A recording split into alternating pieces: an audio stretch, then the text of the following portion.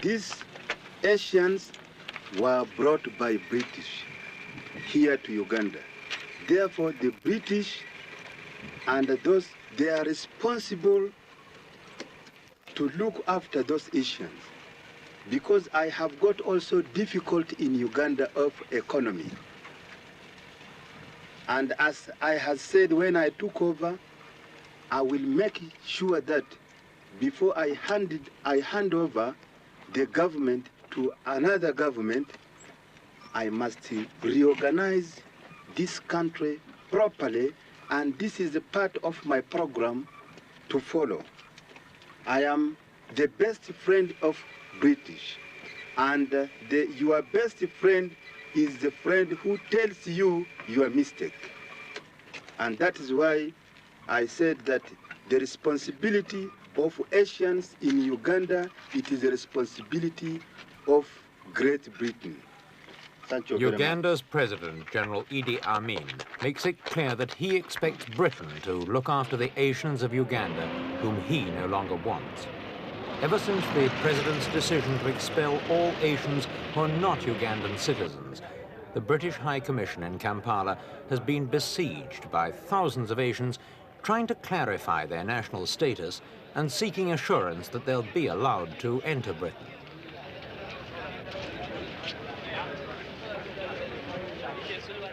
About 80,000 Asians will have to leave, and the great majority of them, at least 50,000, are holders of British passports.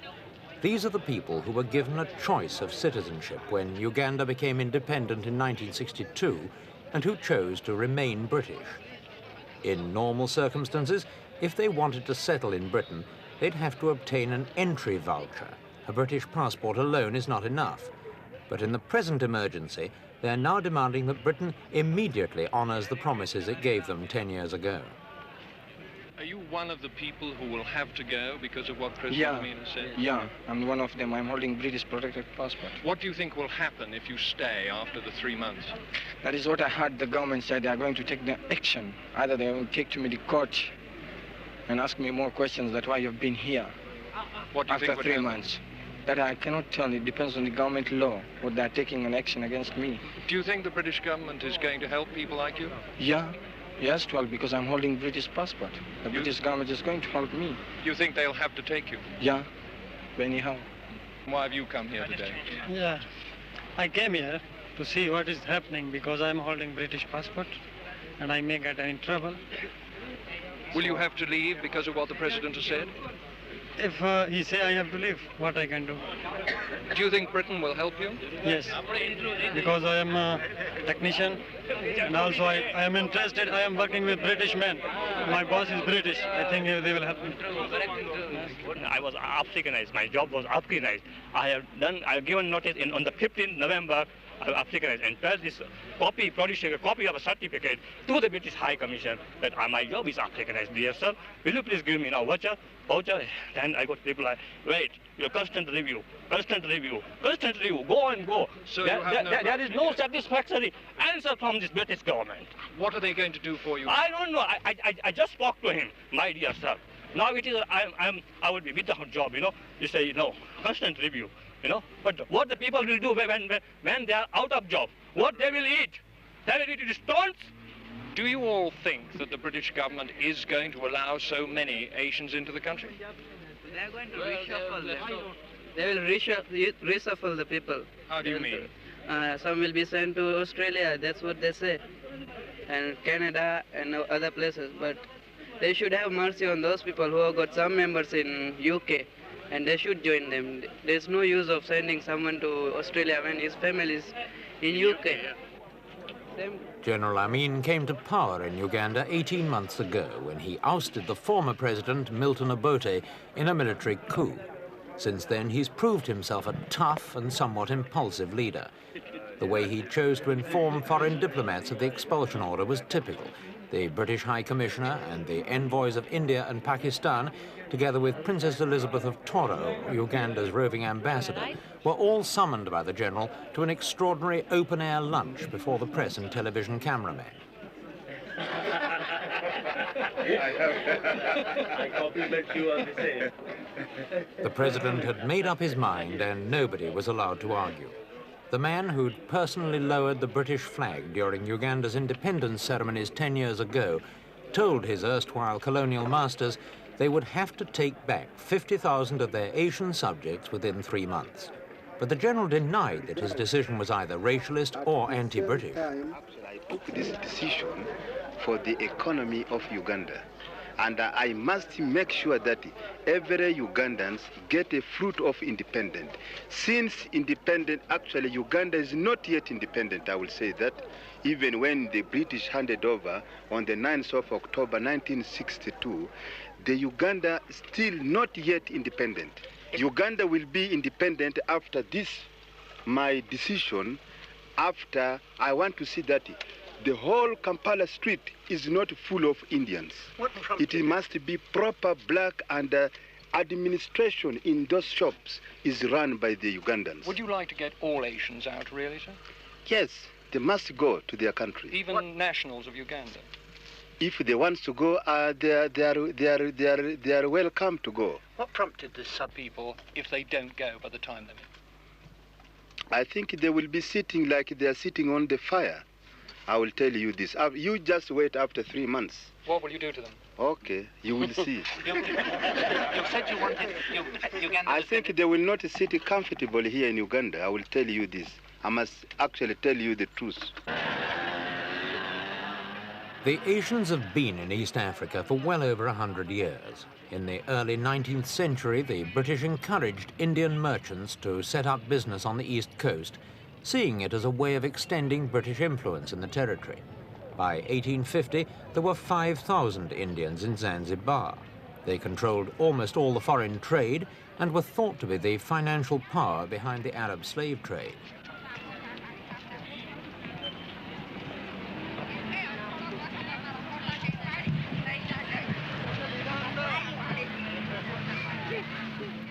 The Indians first moved into the interior of Africa at the turn of the century, when the British built a railway from Mombasa on the coast to Uganda. The descendants of the railway workers and the traders who followed laid the foundation of the Asians' wealth. The grand houses on the outskirts of Kampala are owned by Asians, not Africans.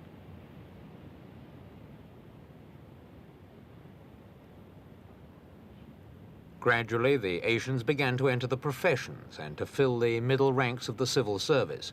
Today, they're the main investors in industry, and their religion and culture are an established part of the East African scene.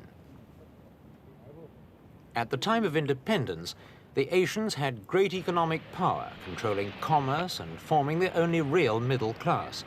But they had no political power, and the Africans disliked them because they appeared clannish and because they occupied positions the Africans wanted for themselves. By the 1960s, the Asians had become an isolated foreign minority in the midst of a hostile black community. President Amin's recent public statements have thrown the Asian community into near panic, and we found many of them afraid to comment openly on the president's decision to expel them. We don't know.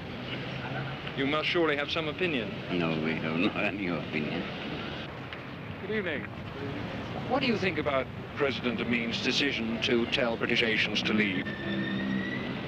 The what? President Amin's decision to deport British Asians. Not interested. Why aren't you interested? I don't like that. I don't like politics. If we see anything, we are in. Do you think there could be some problems for you if you talk? Can't say anything. We'll be trouble in, you know. You really feel there'll be trouble if you talk? No, no trouble.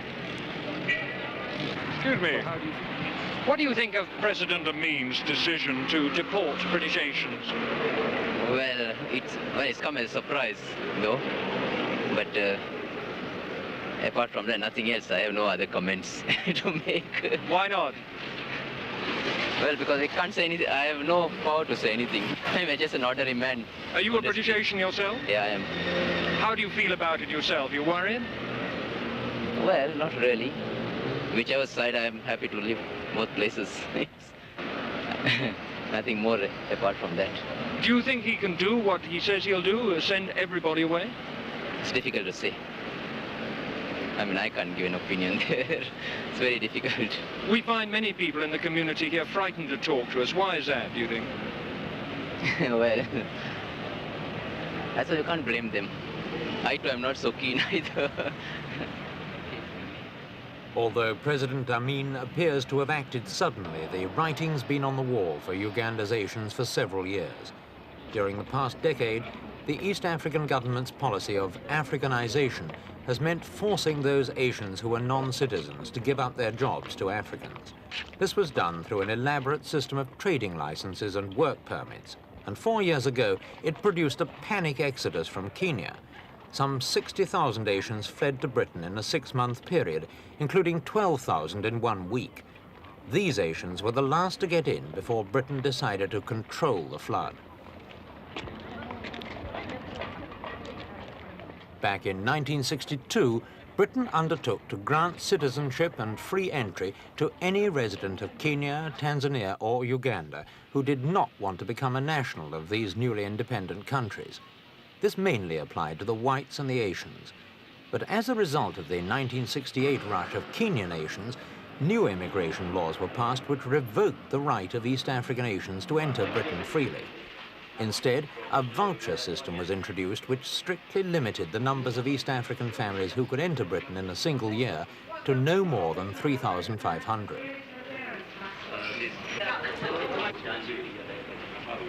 I'll finish 8 o'clock tomorrow morning. She hasn't done anything. The East African governments went along with this legislation, forcing out no more Asians than Britain would take in.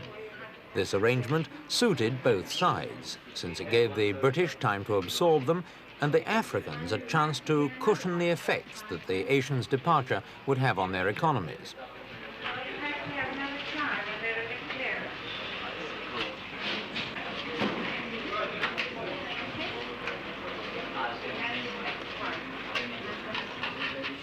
The only people it didn't suit were the Asians, who now had to join a slow-moving queue to get into Britain. In March 1970, these Asians in Uganda staged a demonstration outside the British High Commission in Kampala to protest against the slowness of the voucher system.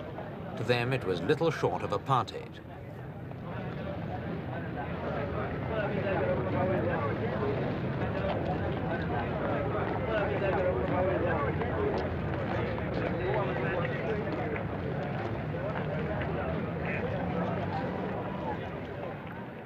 The clearest warning that things would get worse came last October when President Amin ordered a detailed census of all Asians in the country. Even fingerprints were required, as well as other details concerning their citizenship and origins. Failure to register in any one of the 150 enumeration centers would have meant automatic expulsion from the country.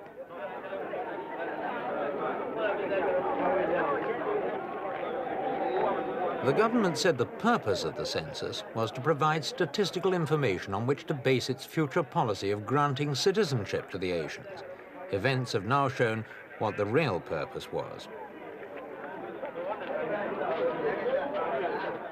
If the Asians needed any further warning, they had only to look to the experience of Uganda's Israeli community, all 700 of whom were expelled last March and given only a week to get out. The reason was President Amin's new friendship with Libya's General Gaddafi, who promised economic aid in return for Uganda's support for the Arabs, aid which may have given President Amin confidence that he could survive economically without the Asians.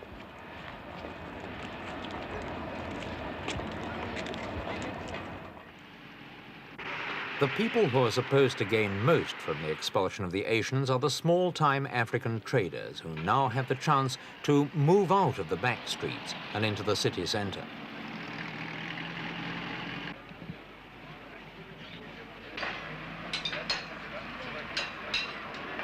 President Amin's declared that African control of the nation's business is essential for real independence, and his actions are especially popular with the young, educated Ugandans who are now graduating from colleges and finding no worthwhile jobs for them to do.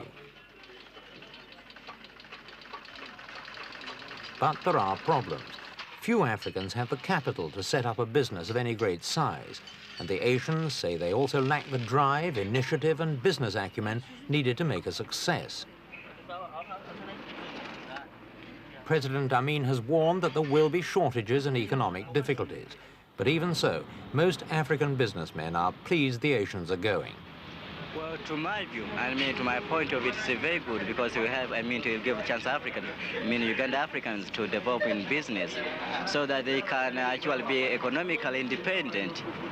As in fact, yes, we were in fact doing things which were sabotaging the economy of these people.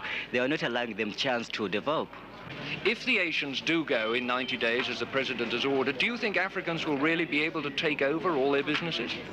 At the beginning, it won't be very simple, but gradually it will develop and become very easy to run shops, say, and other businesses.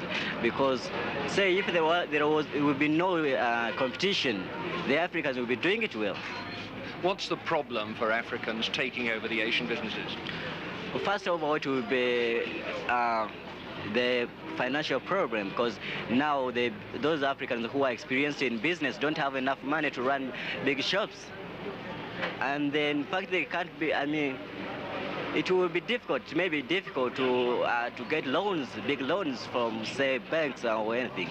Do you think it will be difficult to get imports into the country if the Asians go? Well, I don't think that will be difficult because we have a corporation, say the Import and Export Corporation, and the government, in fact, is prepared to have the Africans import. How do you feel about the Asians? Well, I don't understand your question very well. What is your question again? Do you like them, or are you glad to see them go? In fact, I'm happy seeing them go.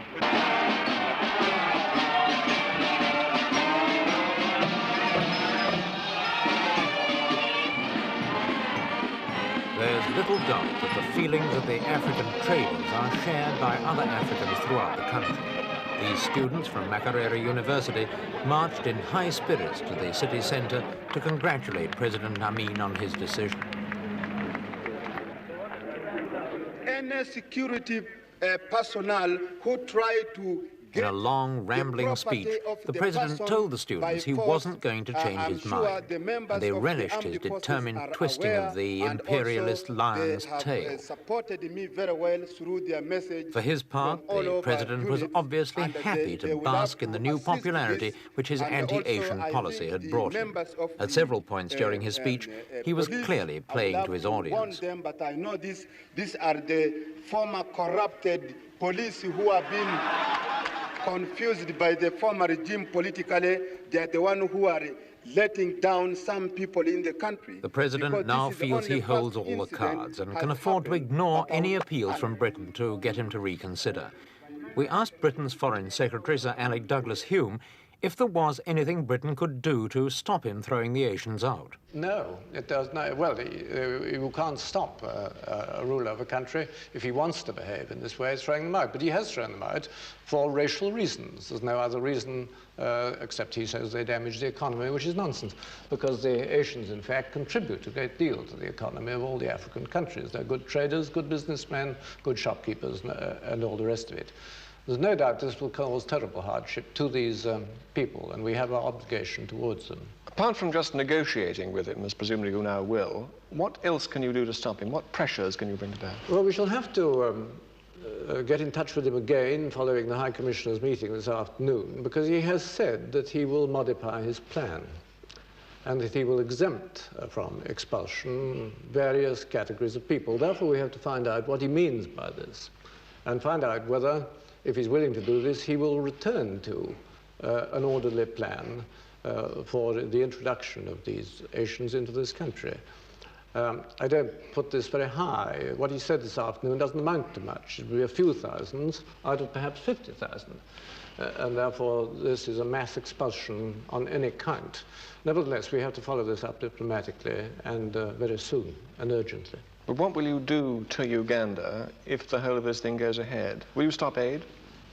I can't imagine that anybody in this country would understand if aid was given to another country which is expelling compulsorily British citizens. Is that a threat? I'd leave it like that for today, but I did say in the House of Commons the other day that if he goes forward with this plan, of course, we would have to review the whole of our economic relationship with Uganda. Is it a threat when you say that? No, I don't want to use threats. I think it's just a fact of life that we face up to, that people would not understand. I shouldn't understand myself, and I don't think other people would either. But the prospect of losing £4.5 million didn't seem to worry President Amin. British actually deceived me last year, giving me £10 million. They never give up to now. When I had a really very critical problem of finance, up to now I don't want that money again. And now they have given, I think every year, 4.5 million every year. But this, even if they withdrawn or they take it away, it will not marking time Uganda even 1 minute. I must make this clear. But the British are my best friends. I wish I understood that. Best friend or not, when Britain sent out Cabinet Minister Geoffrey Rippon to talk to the President, General Amin at first refused to see him.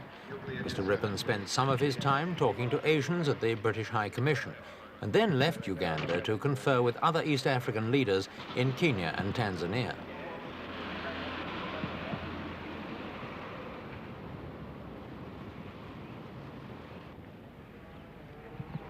Only after Mr. Rippon had completed his tours of these countries and was about to return home did he finally receive an invitation to meet General Amin. And it was more in a spirit of resignation than of hope that Britain's would-be negotiator arrived at the President's residence in Kampala.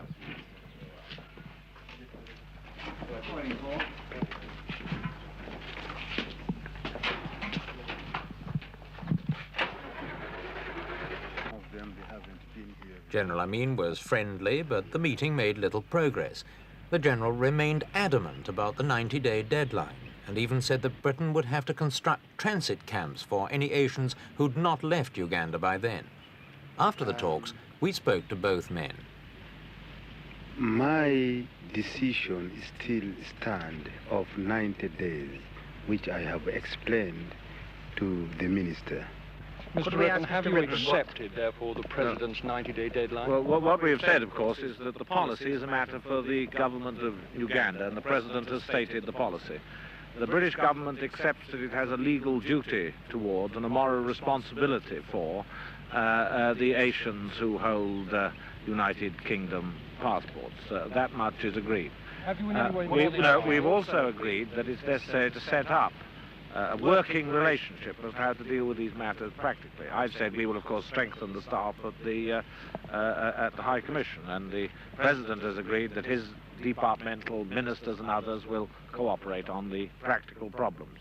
We have said that we can deal with this matter as speedily as possible, but there are tens of thousands of people involved, and this is a human problem, and all we can really say is we'll deal with it as speedily as possible. I may say, Mr. President, that I was very much reassured by what you and your ministers had to say about the steps that you would take for the protection of the lives and property of Asians, especially those who are United Kingdom passport holders. And I was reassured also by the personal statements that you and your ministers made to me about the arrangements which were being made to ensure that the property of Asians would be valued and that proper prices would be paid for their businesses, they wouldn't be expropriated, and that even if all the payment that was due to them couldn't be made at once, there would be some payment made, and that the residue would be perhaps frozen, and that if it was frozen, then interest would be paid. I was reassured, Mr. President, by what you had to say about the need to deal with this problem in a humane and orderly way. It is a problem. We accept your policy, we accept our responsibilities, but we are, I think, agreed that we must deal with this in a practical and sensible way, and we've thought of establishing the machinery by which this can be done. And we may...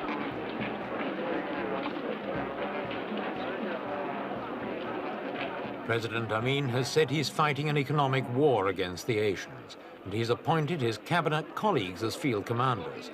At meetings all over the country, Ugandan government ministers have been explaining the president's decision.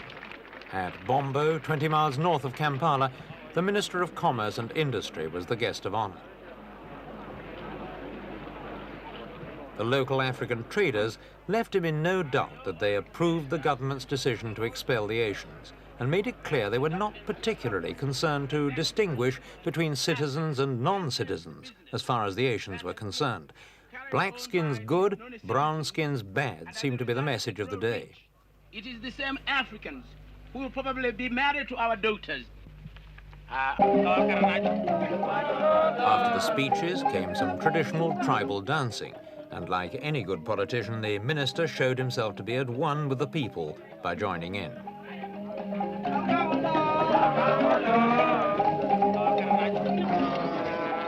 For the Africans, it was a happy occasion, but for any Asians within earshot, it must have been a rather frightening experience. Meanwhile, the Asians themselves are getting ready to leave. Already there are long queues at the Kampala Council Clinic as the Asians wait for inoculations against smallpox, cholera and yellow fever. It's all part of the painful process of acquiring the seemingly endless documentation that affects every one of them.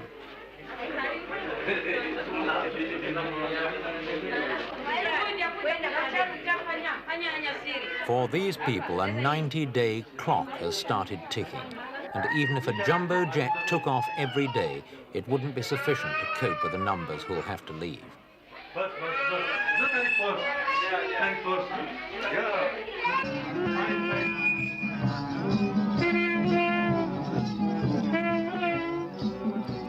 With 22 different tribes in Uganda, the task of creating a unified nation is understandably difficult. But it's been suggested that General Amin has moved against the Asians at the present time to divert attention from more fundamental divisions. It can't be denied that by singling out the Asians as the main cause of the country's economic problems, General Amin has created among the Africans a unity of a sort. Nationalism is what counts in Uganda now. President Amin has given his people a carnival and an enemy. It remains to be seen how long one can exist without the other.